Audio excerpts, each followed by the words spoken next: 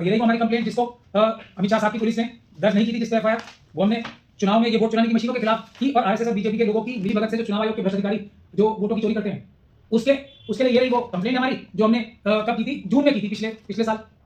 ये रही वो कंप्लेंट। अमित शाह साहब की पुलिस ने तो करनी नहीं थी एफआईआर, फिर हम अदालत गए, ऊपर की अदालत में गए और अब नोटिस जारी हो गए। किसे किसे नोटिस जारी हुए हैं? राजीव कुमार जी को जो उस समय के मुख्य चुनाव आयुक्त थे। अब बताइए कि अदालतों में जाकर सफलता मिल रही है नहीं मिल रही है। हालांकि मैं ये कहते हुए भी बिल्कुल गुरेज नहीं करूंगा कि 4 सुप्रीम कोर्ट के जजेस 2018 में प्रेस कॉन्फ्रेंस करके बोल चुके हैं कि हमारे ऊपर दबाव है, और जस्टिस रमन्ना ने तो बार-बार बोला है कि मुझ पे दबाव डालने के लिए, चीफ जस्टिस जो भारत के थे जस्टिस रमन्ना, कि मेरे परिवार वाले लोगों के ऊपर भी एफआईआर तक कर दी गई मुझ पे दबाव डालने के लिए। तो अदालतों पे दबाव है। निष्पक्ष चुनाव करा के विपक्ष की तो मैं नहीं जानता कैसे मिलेगी या नहीं मिलेगी। देश की जनता को संतुष्टि मिल जाएगी अगर इलेक्शन कमीशन के अधिकारी कानून के अनुरूप सारी सीसीटीवी फुटेज जो मशीनों से ईवीएम के द्वारा जो चुनाव होते हैं उसकी सीसीटीवी फुटेज जो मांगते हैं लोग उनको दे दें। सबका विश्वास इलेक्शन कमीशन पे दोबारा बन जाएगा अगर वो कानून का पालन करते हुए सीसीटीवी फुटेज वीडियोग्राफी दे दें और उस वीडियोग्राफी में अगर वो ईमानदारी के साथ अपने ही खुद बनाए हुए कानून प्रावधानों का पालन करते हुए नजर आ जाएंगे, तब यकीन आ जाएगा। वरना पूरा देश इस बात को जानता है इलेक्शन कमीशन के भ्रष्ट अधिकारी आरएसएस और बीजेपी के कार्यकर्ता के रूप में वोट चोरी करके, वोटों की गिनती में मशीनों द्वारा चोरी करके भारतीय जनता पार्टी को जिता रहे हैं। और भी बहुत सारी धांधलियां हो रही हैं इलेक्शन कमीशन के भ्रष्ट अधिकारियों द्वारा, जिसमें वोटर लिस्ट में हेराफेरी और जिसमें बहुत सारे वोटरों के नाम कटवाना, जिसमें बहुत सारे वोटर्स को जाली वोट डलवाने के लिए कार्ड्स बनवा के देना। ये बहुत सारे तरीके हैं। लोगों के जो आरएसएस और बीजेपी के कार्यकर्ता पैसे देके स्याही के निशान लगवाते हैं ताकि वो वोट ना दे पाएं। बहुत सारे तरीके हैं। लेकिन देश की जनता सिर्फ इस बात से काफ़ी हद तक संतुष्ट हो जाएगी इलेक्शन कमीशन की ईमानदारी पे अगर वो सीसीटीवी फुटेज और वीडियो फुटेज दे दें। अगर वो नहीं देंगे तो पूरे देश की जनता ने इस बात के लिए पूरा मन बना रखा है और सबको पता भी है कि चोरी इलेक्शन कमीशन के भ्रष्ट अधिकारी ही कर रहे हैं आरएसएस और बीजेपी को जिताने। अगर विपक्ष के इतने सारे आरोप और सवाल हैं तो फिर वह कोर्ट क्यों नहीं जाता है? वह क्यों नहीं कोर्ट जाकर स्वतंत्र जांच की मांग करता है? आखिर इतनी गड़बड़ी के आरोप लगा रहे हैं तो फिर जांच की मांग को लेकर कोई कदम क्यों नहीं उठा रहे हैं सर? ठीक है, विपक्ष की बात विपक्ष जाने। वहाँ स्लीपर सेल्स है ना, वहाँ हारने के लिए केस डालते हैं सुप्रीम कोर्ट में।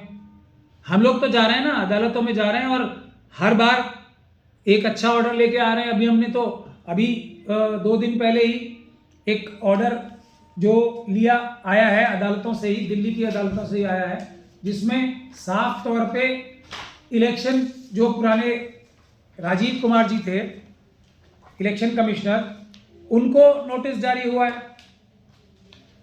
कि तुम्हारे खिलाफ एफआईआर क्यों ना दर्ज कर ली जाए।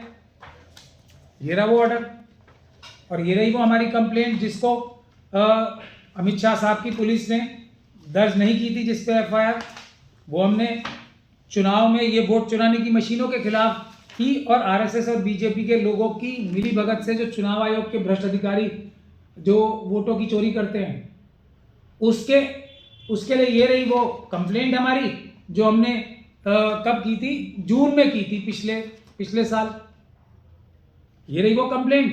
अमित शाह साहब की पुलिस ने तो करनी नहीं थी एफआईआर, फिर हम अदालत गए, ऊपर की अदालत में गए और अब नोटिस जारी हो गए। किसे किसे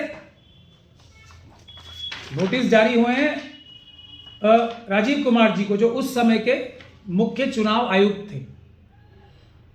अब बताइए कि अदालतों में जाके सफलता मिल रही है नहीं मिल रही है। हालांकि मैं ये कहते हुए भी बिल्कुल गुरेज नहीं करूंगा कि 4 सुप्रीम कोर्ट के जजेस 2018 में प्रेस कॉन्फ्रेंस करके बोल चुके हैं कि हमारे ऊपर दबाव है, और जस्टिस रमन्ना ने तो बार बार बोला है कि मुझ पे दबाव डालने के लिए, चीफ जस्टिस जो भारत के थे जस्टिस रमन्ना, कि मेरे परिवार वाले लोगों के ऊपर भी एफआईआर तक कर दी गई मुझ पे दबाव डालने के लिए। तो अदालतों पे दबाव है, इसमें तो किसी को शक और शुबे की गुंजाइश नहीं होनी चाहिए।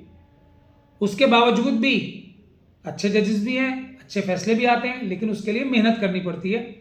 मेहनत करते हैं, अच्छी तरीके से दिमाग लगा के केसेस लड़ते हैं, तो आपके सामने ही है। चुनाव आयुक्त को खुद, मुख्य चुनाव आयुक्त वो जो पिछले वाले हैं जिनके ऊपर हमने कंप्लेंट की थी, उनको खुद नोटिस जारी हो गया।